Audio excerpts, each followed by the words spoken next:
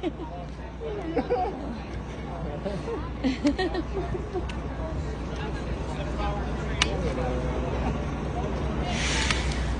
sila guys.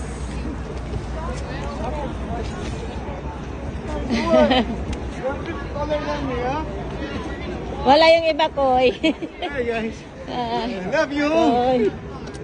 I love you. You're just like this boy. Hi, how are you? Nice to meet you. Nawawmali ako kanina eh. Sabi ko, pumunta ako doon, kala ko ikaw. Hindi pala. Ayan na po. Panlamig kayo, kinig dito sa Canada. Hindi na malamig. Hindi naman ko eh, mainit eh.